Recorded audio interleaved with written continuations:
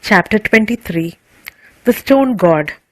The spacious hall in front of the Matrabhuteshwara temple was built because the old meditation hall was found to be too small for the large crowds that came to the ashram every day.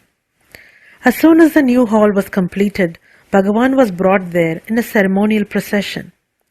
A group of Vedic scholars waited for Bhagavan in front of the Veda Patasala. As soon as Bhagavan came out of the cowshed, they started reciting the Veda mantras. They welcomed Bhagavan with Purna Kumbham, or ceremonial presentation of vessel filled with sacred water, a traditional way of welcome, and brought him to the new hall. Here, a beautiful sofa carved out of black granite had been constructed. Bhagavan was requested to sit on the sofa, and he graciously obliged.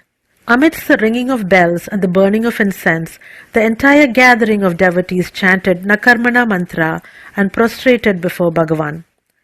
It was as though a great emperor was holding court in his royal palace. Soon after Bhagavan had settled himself on the seat, a group of people entered the hall. The Stapati, or the temple sculptor, was holding a tray with fruits, flowers, and coconuts. Bhagavan was asked to bless these by touching them. Then they all prostrated to Bhagavan, and taking the tray with them, they went out through the southern door. We had no idea about what was going on. Bhagavan was watching them intently. The devotees too were intrigued, and unable to bear the suspense, trooped out of the hall. They were just in time to see the Stapati performing puja to a large decorated rock in the open space in front of the hall. He then started chipping away with his chisel. Venkatratnam was standing beside me. I asked him what was going on.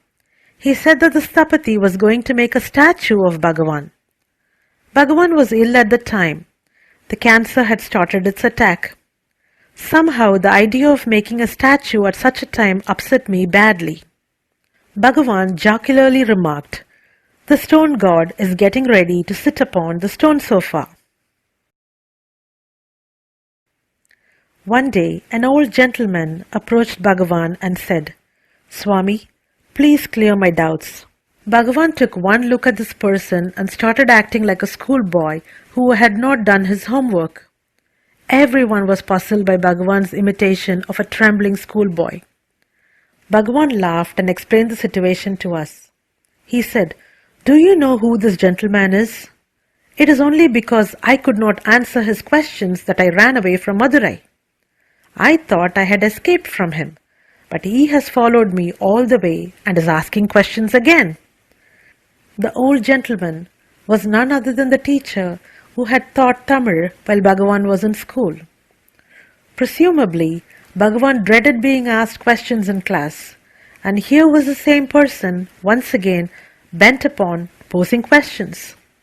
All of us, including Bhagavan's former teacher, were very much amused by the irony of the situation.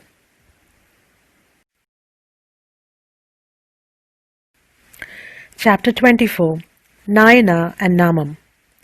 Bhagavan used a walking stick because arthritis made it difficult for him to walk without support. As he adhered to a strict daily routine, his attendants always knew exactly when he would be leaving the hall. So they would bring the walking stick and help Bhagavan out of the hall at the fixed hours. Once, when Bhagavan saw an attendant approaching the hall with a walking stick in his hand, he said to us with a twinkle in his eyes, "Look, here comes my walking stick." You have seen the monkey trainer teaching his monkeys to dance at the sight of the stick. This monkey must now start dancing, for the stick is here. The doctors had advised the ashram authorities to give Bhagavan some vitamin-rich foods for his arthritis problem. Bhagavan's attendants started preparing special food for Bhagavan, and as recounted earlier, were also regularly massaging his legs. Bhagavan did not enjoy all this attention. He used to say, "If an uninvited guest arrives and makes a nuisance of himself, the best way to make him pack up is to ignore him totally. If we are attentive to him, he will never leave us. In the same way, the more fuss we make over a disease, the longer will it stay with us. The best way to make a disease disappear is to ignore it. Once, Bhagavan was telling us all about some of the interesting incidents that occurred before the ashram was built. This is one such anecdote. Rangaswami Iyengar, a Vaishnavite devotee, had a particular desire. He wanted to see me wearing the namam, the traditional mark a Vaishnavite puts on his forehead. He kept on repeating that it would be good to see Bhagavan wearing a namam. After a while I said to him, "All right, I will do it to please you, but only on one condition. You must make Nayana, as Ganapati Muni was known, wear a namam first. If Nayana does it, I will follow suit." The red and white chalks were placed beside Nayana's dinner plate that evening by Rangaswami Iyengar. When Nayana sat down to eat, he became involved in an engrossing dialogue with me. Without even being conscious of doing so, Nayana picked up the chalks and applied the namam on his forehead. As soon as he did so, I too did the same. Shortly, Nayana noticed the namam on my forehead and exclaimed, "What is this, Bhagavan? Since when did you start this practice?" I replied, "I saw you wearing a namam and felt that I too should have one." Nayana was totally taken aback. He said, "What? Me?" and looked into the mirror. When he saw himself in the mirror, he was stunned. Saying this, Bhagavan broke into laughter and we all joined him. A group of people had come to the ashram to see Bhagavan. Among them there was a lady of about 60. She was a widow. Bhagavan gave her a keen look and started laughing, at which the lady became slightly shy. "Oh, is it you?" he said, and laughed again at her embarrassment. We were all puzzled. Bhagavan said, "Do you know who this is?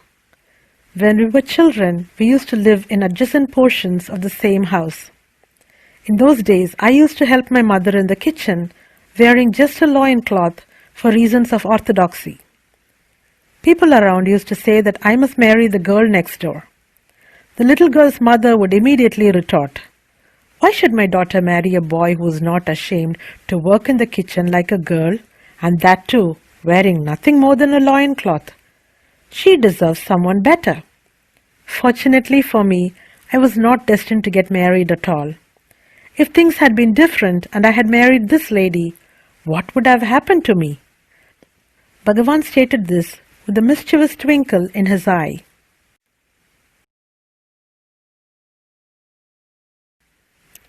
Chapter 25. Mind Your Own Business. One day, one of the devotees came to Bhagavan and said in an excited whisper, "Look, Bhagavan, just look at that man." Everyone turned to look. We saw a gentleman who was asleep, swaying back and forth. The gentleman who had approached Bhagavan complained, "I have been watching him for the past few days. He always sleeps in Bhagavan's presence." Bhagavan looked at the devotee and said, "That man is doing what he came here to do. But what about you? Did you come here just to check on people and see who is awake and who is asleep? Why don't you mind your own business?" Seeing the overzealous devotee rebuked like this, all the others were burst out laughing. Bhagavan did not like it at all when people complained about others. He used to say that as long as a person concentrated upon the work he was engaged in, he would not even notice what others were doing. One can find the time to criticize others only when one's own attention wandered from the work at hand. Vaikuntavasan was one of Bhagavan's personal attendants.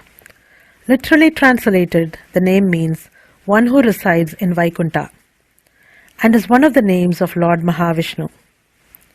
One night, Vaikuntavasan was lying in the hall next to Bhagavan.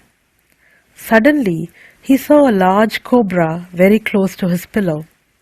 Speechless with terror, Vaikuntavasan turned to Bhagavan and pointed out the snake to him. Bhagavan shouted like a happy little boy, "Look, this is such a beautiful creature, Vaikuntavasa. This is, after all, your mattress and has come in search of you."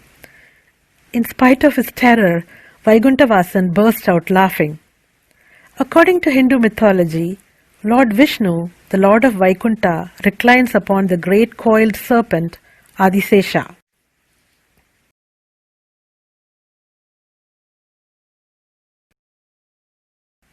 Chapter 26. Anandammal. Anandammal was one of Bhagavan's earliest devotees. She came to Bhagavan while he was in Virupaksha cave. Anandammal's parents had settled down in Tiruvannamalai, and the girl's childhood was spent in the temple town. Right from her childhood, she had a spiritual bent of mind. Even as a young girl, she used to come to the Virupaksha cave very often and sit in meditation before Bhagavan for long periods of time. When Anandammal reached marriageable age, her parents started looking for a suitable bridegroom. Anandammal had no desire for family life and tried her best to dissuade her parents from getting her married. But her protests were in vain and she had to get married. Even after her marriage, however, she used to go to the Virupaksha cave every evening and spend her time in blissful meditation in Bhagavan's presence. Her people did not approve of this. They tried to change her ways, saying, "Now you are a married woman and your duty is to look after your husband and home. You should not go out every evening." To this, Anandammal had only one reply. "I told you that I was not interested in marriage. Why did you not listen to me then?" In course of time, Anandammal gave birth to a son. Her relatives rejoiced, thinking that the child would bind her more firmly to her home life. But they were sadly mistaken. She did not allow the birth of her child to interfere with her spiritual pursuits. She left her son in the care of other family members and continued her spiritual practices. After a while, her husband passed away. By this time, Bhagavan had come down from the hill and Sri Ramanashram had been established. Anandammal came to live in a small thatched hut in Ramananagar. Her brother took up the responsibility of caring for her son. He educated the boy and eventually made him his son-in-law. Anandammal's son and daughter-in-law worked as teachers in a school in Tiruvannamalai town. Anandammal did not attach importance to material possessions or physical needs. A kind-hearted lady called Dhanam took upon herself the responsibility of cooking for her and generally looking after her. Anandammal had not had much education. She was therefore unable to read much, even though she was very much interested in philosophical works. A lady from Madurai used to visit Anandammal frequently. This lady was a teacher in Madurai and would come to Sri Ramanashramam during school holidays. She had great respect and love for Anandammal. She would bring good books on philosophical subjects from the library and read them aloud to Anandammal. This lady from Madurai was a Tamil scholar, but sometimes she had difficulty in understanding some of the passages in the books she read. Every time she found a passage too difficult to grasp, Anandammal would clear her doubts with concise explanations. The lady was often surprised by Anandammal's intuitive grasp of great philosophical truths. Anandammal's life is an excellent illustration of the fact that in spiritual sadhana, experience and intuition play a more important role than mere book knowledge. Anandammal never wasted a single moment of her time. If she could find someone to read to her, she would have books of Bhagavan and the Ribukita or some other philosophical work read out to her. She would at times go on Giri Pradakshanam. If there was nothing else to do, she would calmly sit and meditate for hours together in Bhagavan's presence. She did not spend time in worldly thoughts. Her very appearance seemed to indicate her purity. She wore an ochre-colored sari. Her shorn head and a necklace of Rudraksha beads gave her the appearance of a sannyasini. She had no interest in worldly matters. Even with regard to food, she had no likes or dislikes. She ate only to keep the body and soul together. At times, Dhanam had to go away for 3 or 4 days at a stretch. On such occasions, she would cook enough rice to last a few days and leave it in a pot. Anandammal would eat a little of this rice whenever she felt the need. All of her concentration was on the self, and she did not bother about the trivial details of daily life. Once, I got the idea that it would be nice to prepare some snacks and distribute them among the sadhus in the ashram. Accordingly, I prepared some pakodas or savories and made several packages. I distributed the packets to all sadhus in the ashram and went to Anandammal's hut with the last packet. When I reached her place, she beckoned me to come and sit beside her. When she noticed the packet in my hand, she asked, "What is it that you have brought?" I gave her the parcel and explained the background. She admonished me, saying, "Why do you waste your time like this? Where did you get the idea that sadhus need such trifles as snacks and sweets? Don't you ever listen to what Bhagavan says? He has told us all repeatedly that the only thing to do is to be still. And yet, you engage yourself in such totally unnecessary activities. Dhanam has left me some rice in the pot in the corner. There is enough of it to keep me from starving till she returns. I have never felt the need for fancy food, and I am sure that the sadhus also feel the same way. I am disappointed in you. You do not seem to realize what a great privilege it is to be allowed to live in Bhagavan's presence. You are so young, you will be able to enjoy this privilege for a long time yet. Do not waste this rare opportunity. Concentrate your energy in the search for the self and do not fritter it away in such worthless activities." Her strong words brought me to my senses. I realized how irresponsible I had been. I decided never to make such a mistake in future. Since then, I have not been tempted to do anything of that sort. Even if the impulse arose, I would be reminded of Anandammal's words, and this would keep me from succumbing to temptation. At times, her friends came to her with their troubles. Her advice was always the same. Why do you waste your time on such unimportant things? What is the point in worrying? Life is like that. There will always be some problem or the other. But you should not let your mind dwell on such things. Forget everything and sit at Bhagavan's feet. He will take care of everything. Anandammal used to say with pride, "This Arunachala has a unique distinction. It is said that if a woman were to do penance here, her prayers are granted very soon. It was here that goddess Uma became a part of the Lord. There are no temples for Rama's mother Kausalya or Krishna's mother Devaki, but the mother of our Bhagavan Anandammal has been granted this unique privilege. Is not the Matrabudeshwara temple the greatest proof that women are held in very high esteem in Tiruvannamalai?" After Bhagavan's Mahasamadhi, many of his devotees left Tiruvannamalai and went to far-off places in search of solace. But they could not find peace or comfort anywhere. Like a seabird which takes flight from a ship is compelled to return to it eventually, so also did Bhagavan's devotees return to the haven of Ramanashram after a while. Though they came back, they were unable to find the peace they had enjoyed during his lifetime. The sight of Bhagavan's favorite resting places, his few personal belongings, and the objects he had looked at or touched, all these brought back poignant memories. The devotees were unable to get over the grief of Bhagavan's departure from the physical body. It was at this time that Anandammal and a few other devotees approached Muruganar and requested him to read from Bhagavan's collected works and explain the same in detail. Muruganar agreed, hoping that a detailed study of Bhagavan's teachings would help them all overcome their grief. Muruganar's discourses on Bhagavan's collected works, or Nool Thiruttu, were very lucid and illuminating. Those days, when we listened to Muruganar's exposition on Bhagavan's works, were blessed ones. It was an unforgettable experience.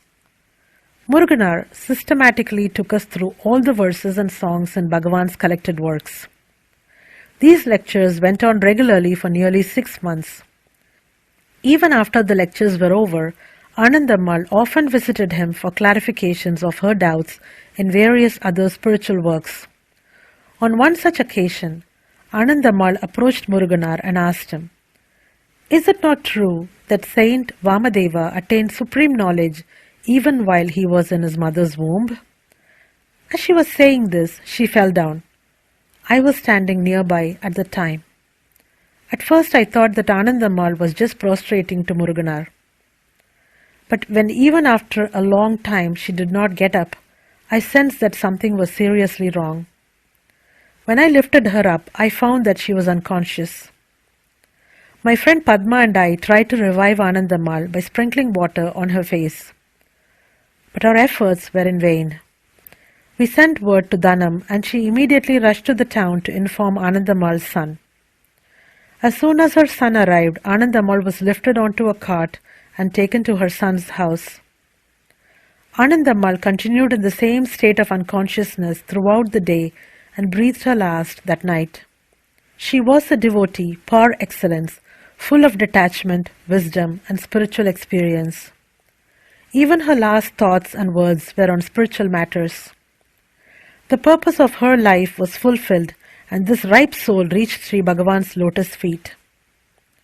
Her son and her brother performed the last rites in the manner prescribed for the interment of a realized soul.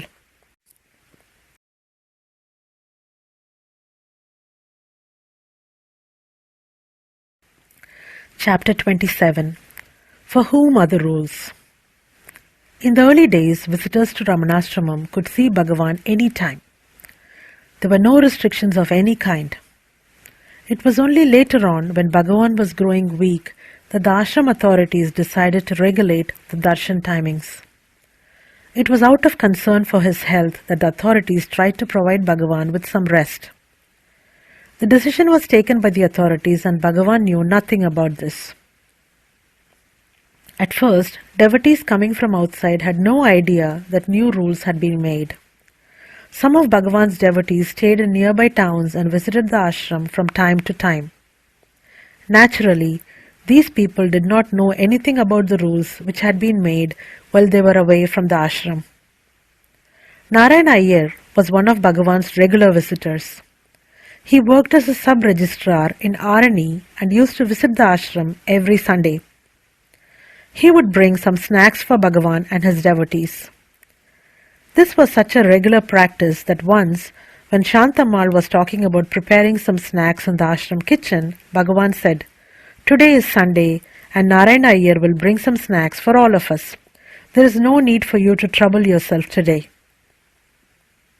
At about 1 o'clock on a Sunday afternoon, Bhagavan saw Narayana Iyer coming towards the hall with a parcel of snacks in his hand. Bhagavan waited for him, but he did not enter the hall. When Narayana Iyer was hurrying towards the hall, a devotee stopped him and told him not to go in immediately, but to wait until 2 o'clock. So, Narayana Iyer went away and returned at 3 o'clock. As soon as Narayana Iyer entered the hall, Bhagavan asked him, "Did you not come here at 1 o'clock? I saw you through the window and was expecting you to enter the hall any moment. But you did not come. Did you have to go somewhere else?" Narayana Iyer had no idea that Bhagavan was not supposed to know about the new arrangement. So in all innocence he said, "Yes, Bhagavan, I went away then and returned just now. The train arrived late today and I reached the ashram only at 1 o'clock. When I was about to come inside, I was informed that Bhagavan rests in the afternoons nowadays and is not to be disturbed till 2 o'clock. So I went away and came back just now." Bhagavan listened to him without any comment other than his customary, "Oh, is that so?" Then Narayana Iyer had a long chat with Bhagavan, during the course of which Bhagavan sampled the omapodi, or a crisp savoury snack that Iyer had brought. That night, after dinner, Narayana Iyer took leave of Bhagavan and returned to Arani. The next day, Bhagavan came to the hall after lunch. Everything seemed quite normal till about 12 o'clock. It It was a rather hot day and everybody was puzzled when Bhagavan left the hall and went to sit on the platform outside. His attendants were totally at a loss. They did not know how to ask Bhagavan about his decision to leave the cool comfort of the hall. However, after a while one of them approached Bhagavan and said, "It is unbearably hot here and the hall is cooler. Would it not be more comfortable for Bhagavan to stay inside at least till 2 o'clock when the heat might come down a little?" To this, Bhagavan replied, "Oh, is the sun too hot for Bhagavan? You want your Bhagavan to avoid the heat and recline on his sofa inside the cool hall. What about those who come to see Bhagavan? Does not the same sun shine on them also? Do they not feel the heat? Unmindful of the heat, they come to see me. And what do? You send them away, saying that Bhagavan should not be disturbed till 2 o'clock. All right, you have made the rule, and I cannot do anything about it. But you have only decided to keep visitors from entering the hall, is it not? Or have you also made another rule that Bhagavan cannot leave the hall during this period?" The attendants had no reply. They were struck dumb by this rare display of Bhagavan's anger. Though Bhagavan seemed displeased at this restriction upon the devotees themselves started voluntarily regulating their visits so that Bhagavan could have some rest during the hottest part of the day.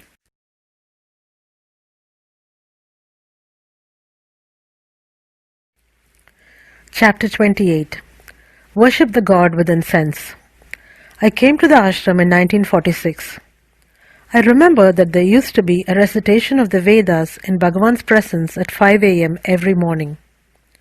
In the Tamil month of Margari, December-January, the chanting of the Vedas used to be preceded by recitations from some of the Tamil devotional works like Ramanashram, Tiruvachakam, etc. This Tamil recitation would be from 4 to 5 a.m. The devotees assembled in the hall by 4 and Bhagavan would be ready long before that.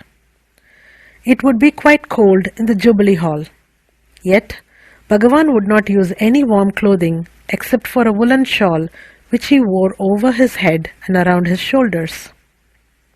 Bhagavan's bright face with his compassionate eyes and his sweet smile framed by the shawl was a great sight to behold.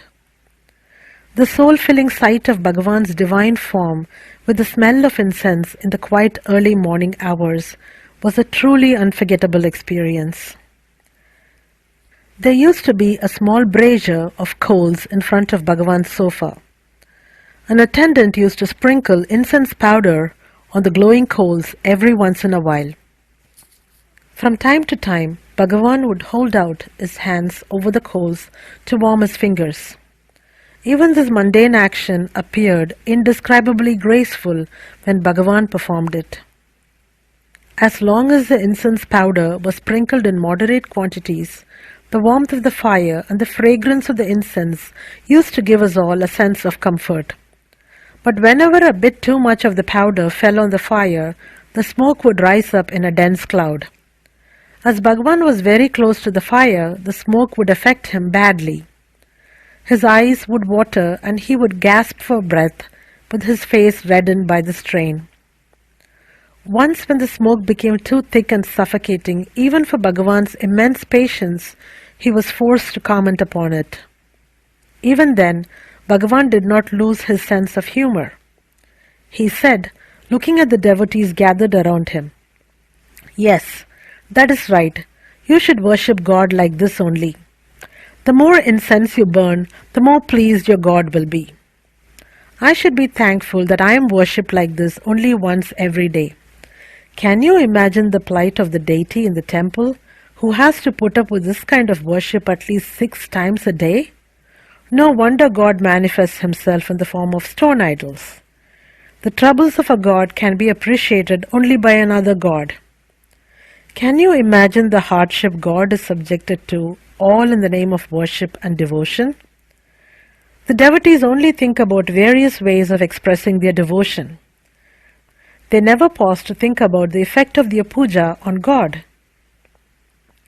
Being a Swami is difficult indeed. As long as one patiently puts up with all forms of worship, listens to everything the devotees say, eats only what is given as offering, and is available day and night, winter and summer, to suit the devotee's convenience, one's godliness is accepted as being quite satisfactory. If the Swami were to complain, even when the worship becomes extremely uncomfortable, the devotees say, "What kind of Swami is this? He too has likes and dislikes just like an ordinary man. He too gets angry and has human feelings. How can he be a god then?" To be a model Swami, maybe I should stop breathing altogether. I must find some way to remain absolutely still and immobile, not moving even a hand or a leg. And I should never complain, even when over-enthusiastic devotees try to choke me with incense smoke. Such are the impossible standards I am expected to maintain. Generally, Bhagavan patiently put up with everything. Even when he felt like drawing the attention of his devotees to certain acts, Bhagavan never lost his sense of humor or his consideration for not hurting the feelings of others. His criticism, though unmistakable in its clarity, was so gently worded and so aptly timed that the offending parties learned their lessons and mended their ways without being hurt.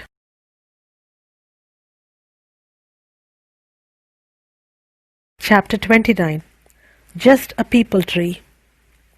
Pichandi was one of Bhagavan's earliest devotees. He used to visit Bhagavan regularly, right from the Virupaksha cave days. He was the earliest to present Bhagavan with a blanket. Pichandi's house in Talagiri Street was always open to Bhagavan's devotees, and he would press devotees to stay with him for some days. He used to send some rice to the ashram at periodic intervals. Pichandi's sister Janaki-Ammal was also a great devotee of Bhagavan. This lady often went around the Arunachala hill. Every time she set out for Giri Pradakshinam, she would come to the ashram and after taking Bhagavan's blessings would continue the Giri Pradakshinam. She had great love and regard for Bhagavan. She would narrate all her troubles and Bhagavan would listen to her patiently. He would console her with soothing words. One evening, Janaki-Ammal came to the ashram. When she entered the hall, Bhagavan was talking about meditation. There was a lady sitting in deep meditation. Janaki-Ammal said to Bhagavan, "You tell newcomers how to meditate. How often have I asked you to initiate me into meditation, but you never granted my request. Every time I come to see you, you inquire about the welfare of all the members of my family. If I come here hungry, you press me to eat in the ashram. But whenever I ask you to give me spiritual instruction, you just turn a deaf ear. Perhaps you consider that these are enough for me and that I cannot take any more." Even as she spoke, Janaki-Ammal's eyes filled with tears. Bhagavan did not say a single word in reply to her complaints. He gave her a compassionate look. Soon afterwards, Janaki-Ammal left the hall saying, "So you are determined to ignore all my pleas. Let me see how long you continue to be deaf to my prayers." On another occasion, Janaki-Ammal came to the ashram early in the morning. Bhagavan was in the Jubilee hall. There were just a few people in the hall at the time. Janaki-Ammal prostrated to Bhagavan, went around Bhagavan's sofa and prostrated once again. Bhagavan did not like such things. But Janaki-Ammal had done it on a few previous occasions and Bhagavan had not openly objected. But on this particular day, Bhagavan said to Janaki-Ammal, "Look, if you go around the sofa like this, all the newcomers will think, 'Oh, this must be the normal practice in this place. Maybe we have broken the ashram rules by not following the practice. And everybody sitting here will get up and start going round and round my sofa. And if I object to it, they will only say, that lady does it, so why should we not do the same?' Can you imagine the resulting confusion, and what would my situation be? I would be like a peepul tree," said Bhagavan with a smile. Janaki-Ammal simply remarked, "Oh Bhagavan, this is all your leela," and continued her Giri Pradakshina. The next time, when Janaki Ammal started going around Bhagavan's sofa, one of the attendants in the hall got irritated. He grumbled, "Look at this lady. How many times has she been told not to do this? Maybe she likes to draw the attention of others." This attendant was critical of her behavior quite often. Strung by the attendant's words this time, Janaki Ammal retorted, "This man is like a thorn near the tree laden with ripe juicy fruit. Pazhutha marathin edhiril kozhutha mulle," and went away. Bhagavan heard this exchange of words between the two, and turning to a devotee who was standing nearby, said, "If we keep quiet, there is no problem. Since we have opened our mouth, our true nature has been revealed." Bhagavan never spoke ill of anyone, and he did not like it if any of his followers indulged in criticism of others. He corrected their faults through gentle remarks and through the example of his own exemplary courtesy towards one and all.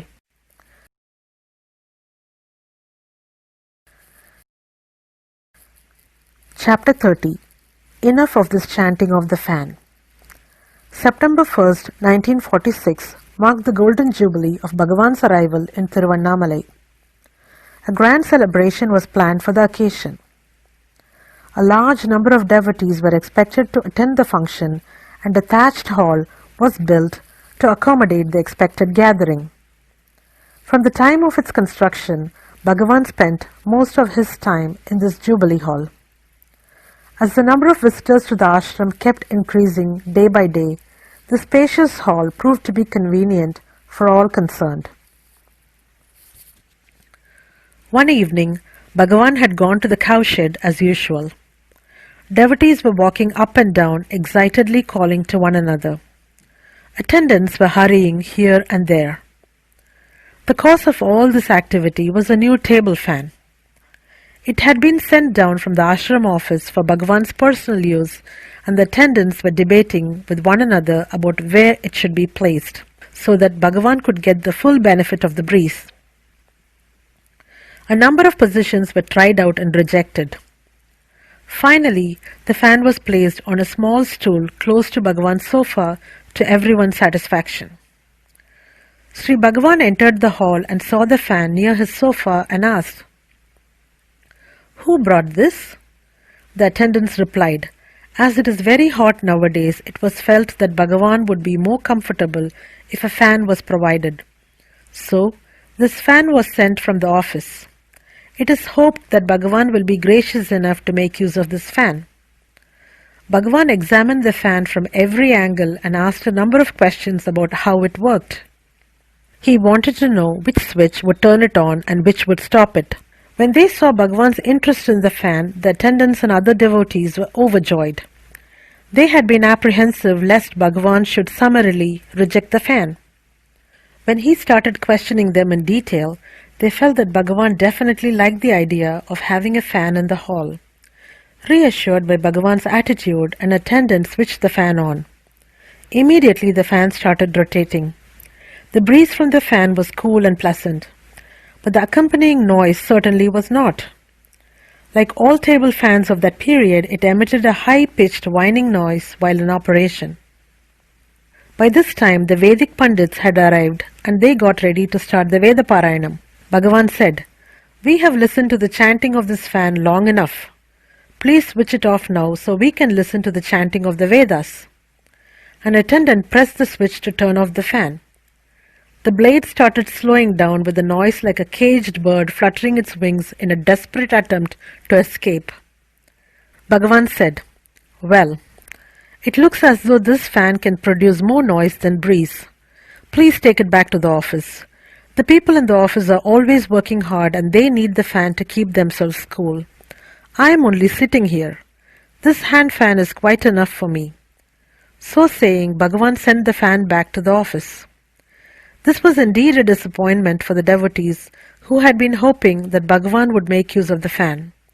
But they could not have really expected Bhagavan to act differently. They all knew that Bhagavan never accepted any special treatment.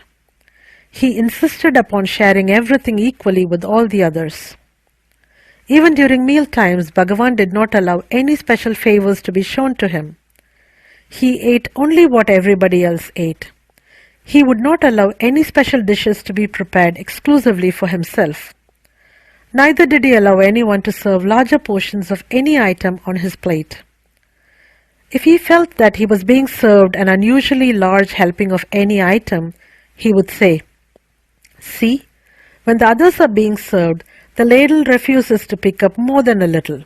But when it comes to me, it gets filled to capacity. What to do? You have the upper hand. I have to eat what I am given. I have to do as I am told. This is what godliness is all about." Of course, these gentle words had a telling effect upon the devotees, and they were even more effective than harsher rebukes could have been.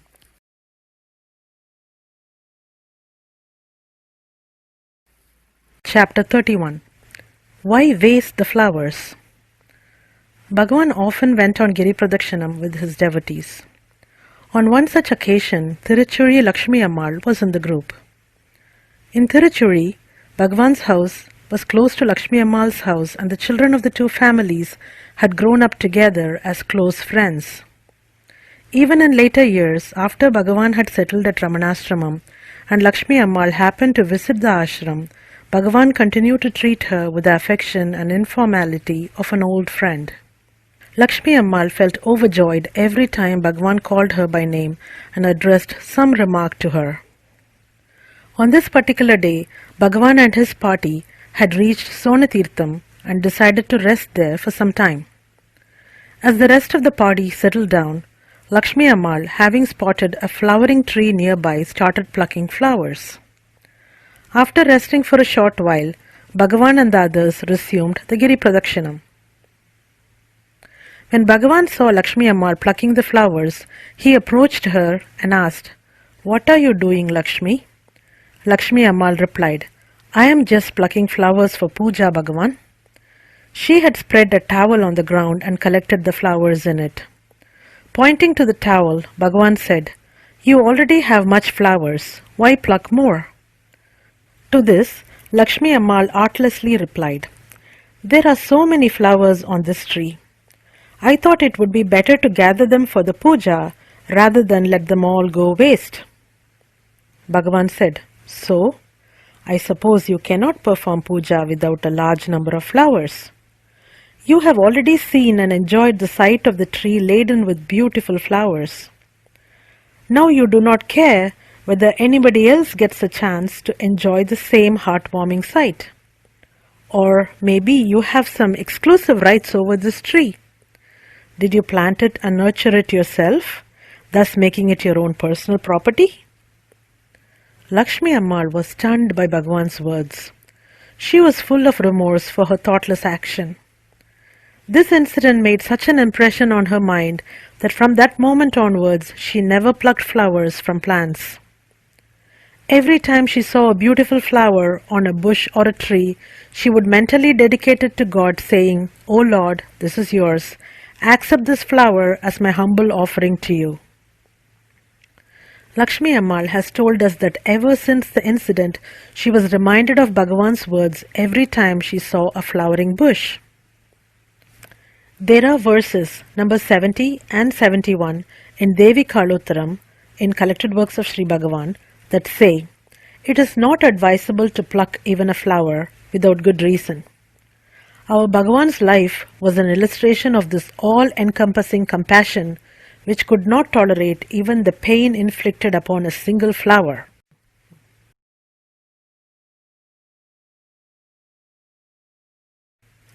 Chapter 32.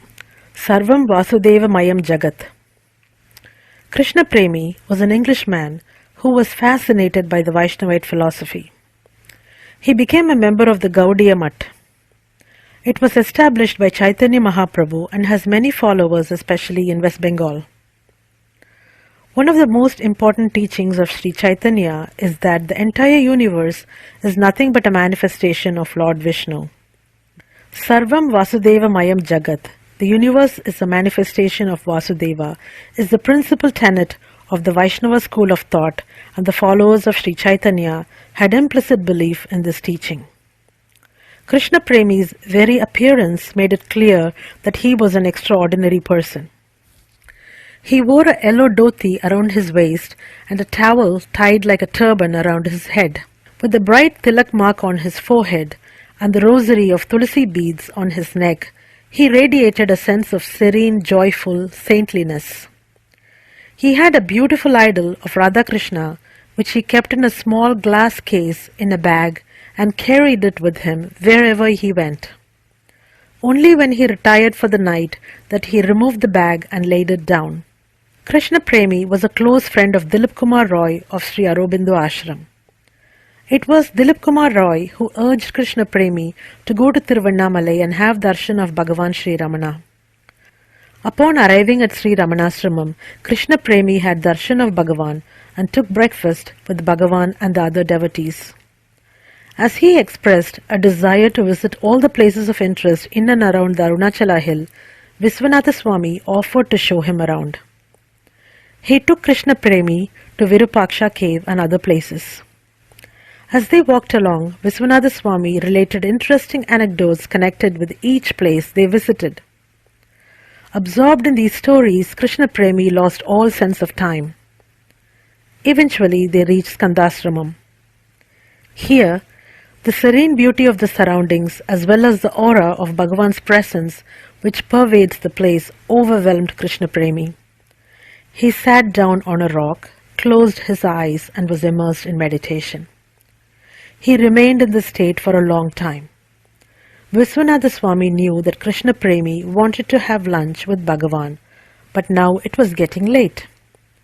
He went close to Krishna Premi and murmured in his ear, "Sir, we've been in Gokulam for a long time. Sri Krishna is now in Vrindavan. Shall we proceed to Vrindavan to rejoin our Lord?" As soon as he heard the beloved name of Sri Krishna, Krishna Premi came out of his trance and they hurried back to Ramanashramam just in time to join Bhagavan for lunch in the dining hall. Viswanatha Swami told Bhagavan about the places he had shown Krishna Premi and how he had roused him from his deep trance by uttering the name of Sri Krishna, the Lord of Vrindavan. Bhagavan smiled appreciatively and said, "Good, good. So this ashram is Vrindavan, is it? That is a very good description indeed." Later, Krishna Premi had a very enlightening conversation with Bhagavan. He asked Bhagavan, "Is not the precept Sarvam Vasudeva mayam jagat the most wonderful teaching of all time? It makes us think of everything in the universe as being a manifestation of the Divine Being, thus helping us to realize the omnipresent nature of God. Is it not wonderful?" Bhagavan smiled at him and said, "Yes, there is no doubt about that. That is one of the basic tenets of the Vaishnava school, and all the great Vaishnava saints have preached it. But this can be carried a little further. You say, 'I perceive Vasudeva in everything.' But have you found out who this I is? Do all the creatures and objects in creation come to you and say, 'I am Vasudeva'? No. You are the one who says so. Everything depends upon your personal perception. That is to say, you are the only independent force and everything else depends upon you. Moreover, when you say everything is Vasudeva, do you not include yourself? When you are prepared to accept that plants, animals and even inanimate objects are Vasudeva, why can you not think of yourself as Vasudeva? When you learn to perceive the Lord within yourself, you too become Vasudeva. Do you understand? When the seer identifies himself with Vasudeva, the seen automatically becomes Vasudeva too. This is what Sri Sankaracharya means when he says, Drishtam Jnanamayim Kritva, that is, seeing through eyes of knowledge. When he heard this wonderful interpretation of the truth, Krishna Premi's eyes filled with tears of joy and gratitude. He prostrated to Bhagavan with the utmost love and reverence.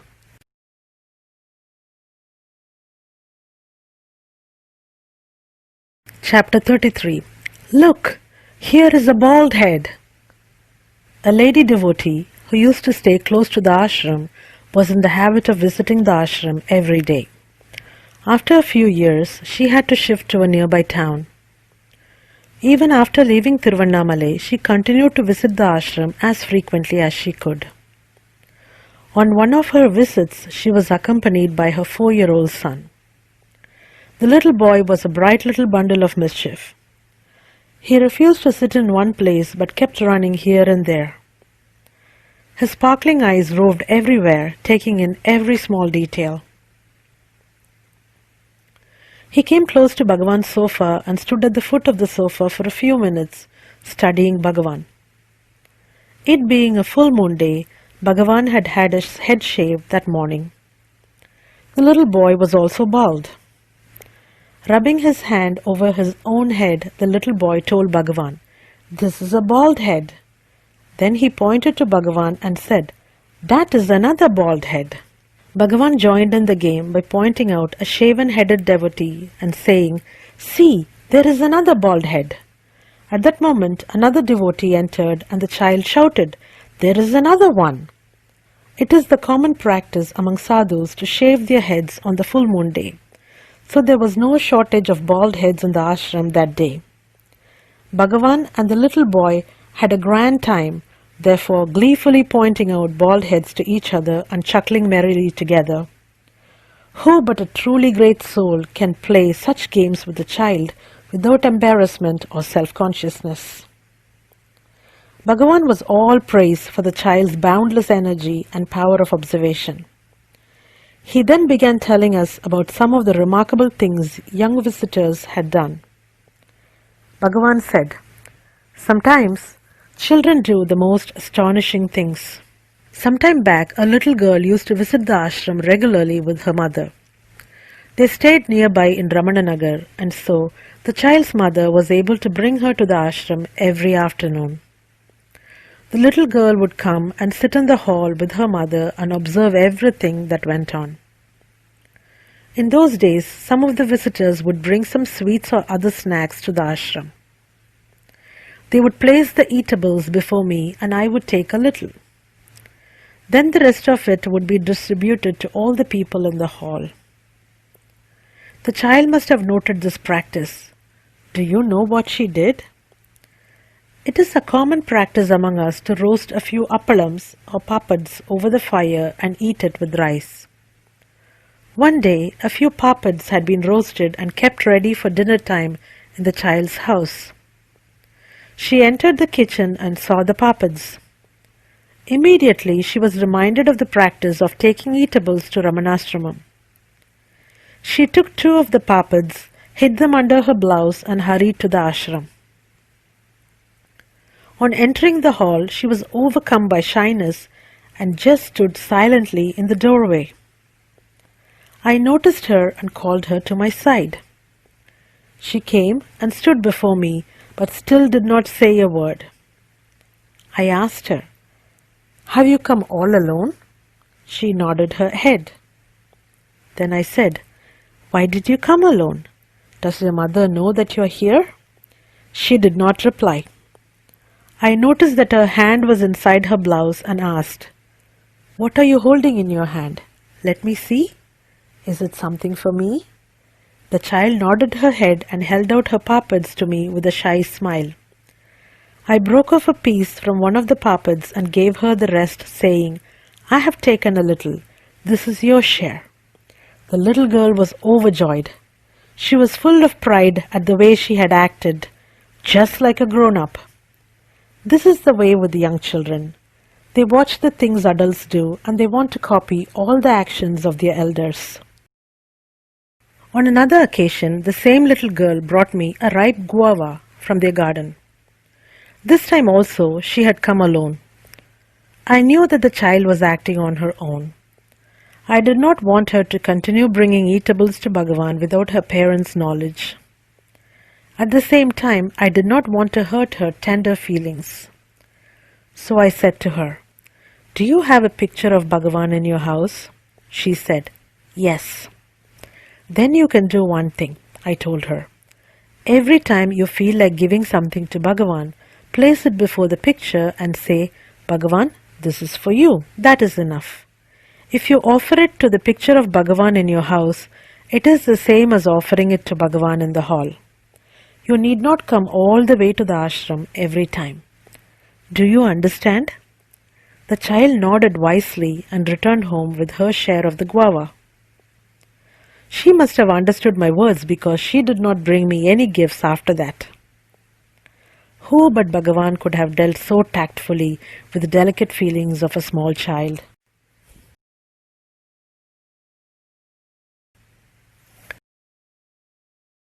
Chapter 34. The Peacock and the Kolam, or Design.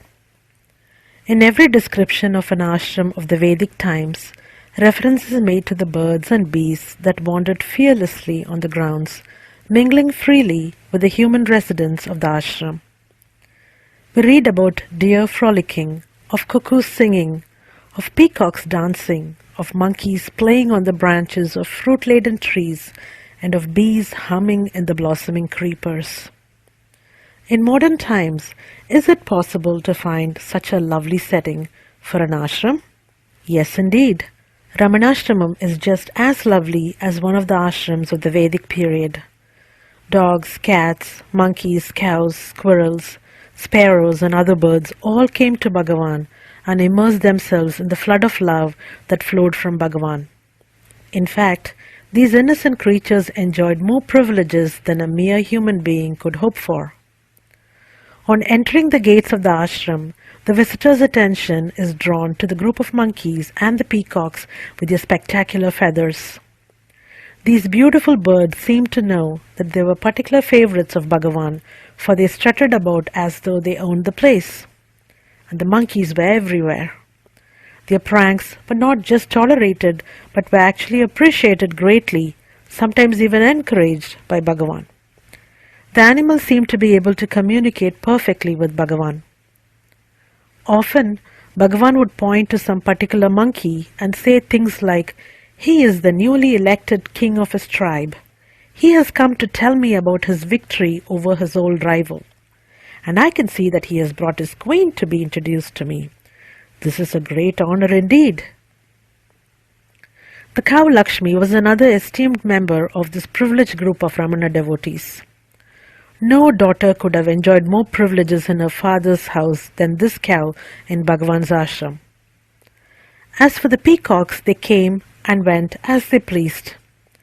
Many of Bhagavan's devotees believed that Bhagavan is an incarnation of Lord Subramanya. The intimacy of the relationship between Bhagavan and the peacocks seems to provide the clinching proof of this belief. While Bhagavan was in the Jubilee Hall, the peacocks were very happy because they were able to come and see Bhagavan whenever they felt like it. They could enter the hall from any direction and they always had unhindered access to their beloved Bhagavan at all times. The way the peacocks craned their necks to gaze at Bhagavan's sweet face, the way they asked him for snacks, and the concern with which Bhagavan fed them tasty tidbits like cashew nuts, groundnuts, and dried fruits, all these cannot be described in words. At times, Bhagavan, the same Bhagavan who never asked for anything for himself, would send someone to the storeroom with an urgent demand for different kinds of nuts just for his feathered friends. The undisputed king of the ashram peacocks was the white peacock presented by the Queen of Baroda. The bird was unique, not only because of its color, but also because it enjoyed several privileges which were not extended to the other peacocks in the ashram. While all the other peacocks spent the night perched on the branches of trees, the white peacock alone slept in a cage placed close to Bhagavan's sofa. Before the white peacock came to the ashram, Bhagavan used to spend the nights in the old hall.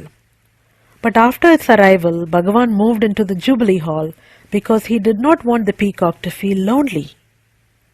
If the attendants ever said anything about this, Bhagavan invariably replied, "Is it not our duty to take good care of our guests?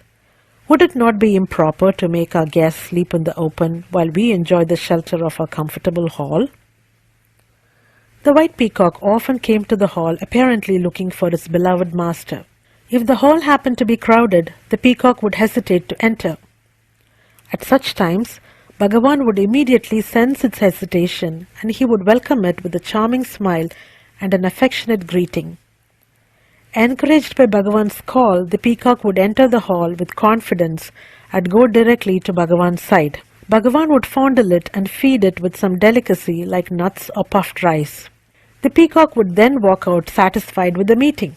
Mere words are inadequate to express the sweetness of Bhagavan's voice and the loving concern in his compassionate eyes. Those who had been fortunate enough to witness Bhagavan's interaction with birds and animals can never forget those heartwarming incidents. On a Jayanti day, the ashram had been beautifully decorated with attractive colored kolams, or decorative patterns drawn with rice flour and colored powders. Just in front of the guest house, there was a particularly beautiful kolam. It was the drawing of a peacock, and it was so lifelike that everyone remarked on its beauty. Bhagavan admired the kolam on his way to the cowshed. On his way back, Bhagavan noticed one of the ashram peacocks standing near the guest room. The peacock was gazing at the kolam with apparent fascination. In fact, the bird was so engrossed in the kolam that it even ignored the dried fruits and nuts that a devotee was holding out for it. Bhagavan watched the peacock for a few moments and then said to it in tones of affectionate amusement, "What is it, dear? Are you afraid that a new bird has come to take your place? No, no, that is no rival." Hearing this, the live bird seemed to regain its confidence. It was reassured by Bhagavan's tone of voice, and soon it started pecking at the fruits and nuts that had been offered to it. Then it walked away with its usual proud, confident air. Bhagavan said to his devotees, "What a wonderfully gifted artist! If this kolam could create so much confusion in the real bird, how realistic it should be! Only an extraordinarily subtle intellect could have created such a realistic piece of art. For someone so gifted, self-inquiry and realization would be very easy to attain. But unfortunately, such people do not show much interest in the quest for truth." Having drawn a peacock that could arrest the attention of a live peacock, this artist will feel inspired to draw a peacock that would induce a living bird to spread its fan and dance. The urge will always be to attain perfection in the artistic ability and not to seek the perfection within. Even after coming into the hall and seating himself on the sofa, Bhagavan continued in the same vein. He said, "Only an artist can fully appreciate the skill of another artist. Take the case of a musician. No amount of praise from these music lovers can please him so much as the appreciation of a fellow musician." Sri Sankaracharya had to master all the arts and sciences before he could ascend the Sarvajna Peetham, or the throne of supreme knowledge. In this connection, he had to learn to make some articles with leather. While Shankara was stitching a pair of leather slippers, he rubbed the needle on the bridge of his nose to moisten it. A cobbler who was working on was astounded by the absolutely natural and unself-conscious manner in which he did it. Sankaracharya had attained total identification with the role of a cobbler. This is the very essence of artistry. Such absorption and identification of oneself with something is not easy.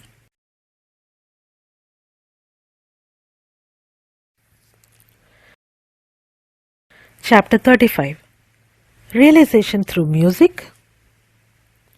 Sri Bhagavan was like the mythical Kalpavriksha or wish-fulfilling tree. The devotee's lightest wish, even the unspoken ones, would be fulfilled by merely coming into Bhagavan's presence. Once, a lady from Andhra Pradesh had come to the ashram. She was well versed in music and played the veena very well. She often visited the ashram and would sometimes render a few songs either vocally or on the veena. This lady had a doubt, and she was waiting for the right opportunity to speak to Bhagavan about it. One morning, when there was not much of a crowd in the hall, the lady approached Bhagavan and asked, "Bhagavan, is it possible to attain moksha or liberation through music alone? Or would other spiritual practices be required?" Bhagavan did not say anything at all. Unable to interpret Bhagavan's silence, the lady pursued the matter, saying, "Did not Saint Tyagaraja and others gain moksha through singing the praises of the Lord?" Bhagavan smiled and said, Saint Tyagaraja and others did not attain realization through the songs that they sang. Rather, their songs are the expression of the ecstasy within, the result of their realization of the ultimate. And that is the reason why their songs have survived the test of time. This is what is called Nadopanishad. The lady was astonished by the simple yet unambiguous way in which Bhagavan had elucidated this great truth. She prostrated to Bhagavan and said, "Your words have cleared all my doubts, Bhagavan. I realize now that I had been fooling myself all these days with my half-baked ideas and mistaken beliefs. Bhagavan's grace has opened my eyes and shown me the truth. Now my mind is clear and free.